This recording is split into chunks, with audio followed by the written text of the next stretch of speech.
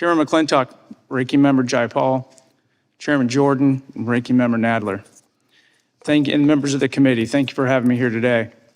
I am currently a Senior Distinguished Fellow for Border Security and Immigration at the Texas Public Policy Foundation. But as stated, before joining Texas Public Policy, I served 29 years as a United States Border Patrol agent.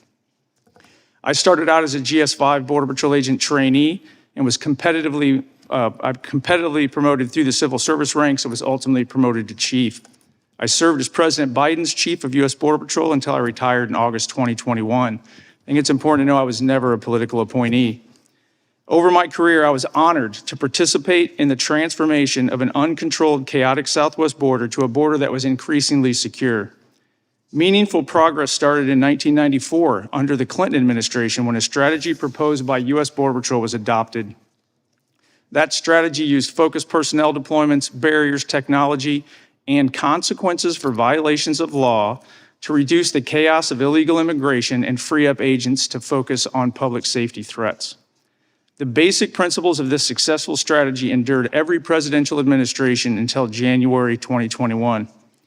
My firsthand experiences taught me that border security and immigration are two distinctly different yet interrelated issues. Border security is simply knowing and controlling who and what is entering our homeland. Immigration and customs laws are completely irrelevant if you cannot control the initial entry. The terrorist attacks on 9/11 also had a profound impact on my understanding of border security.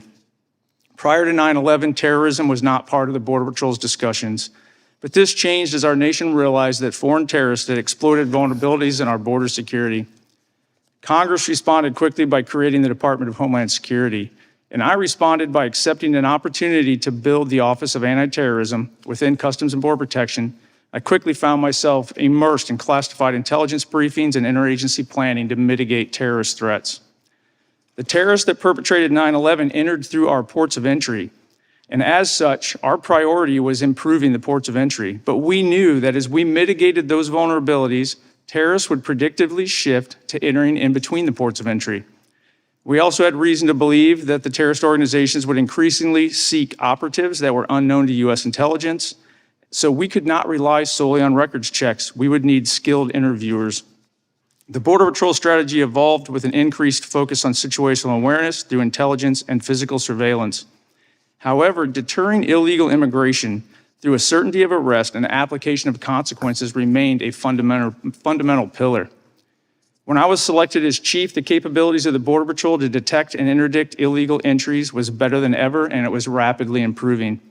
Fewer illegal entries combined with the construction of the new border wall system made every agent more effective.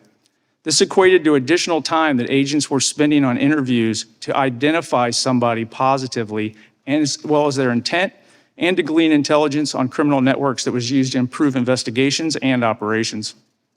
In contrast, I also experienced the reversal of border security and immigration policy that was initiated by the Biden administration.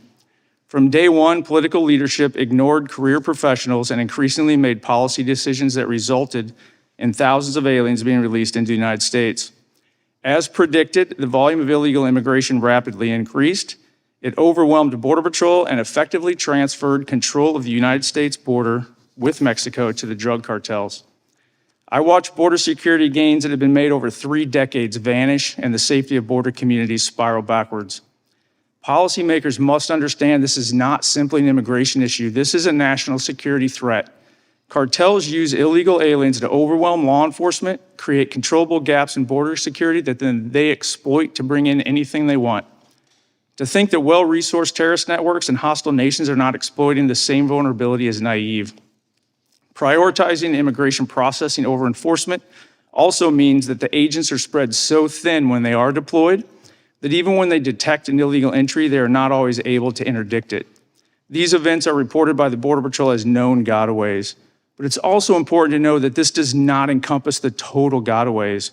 The hundreds of miles of border that are left unpatrolled on a daily or weekly basis now, and that lack persistent surveillance, we have no idea what has crossed through those areas.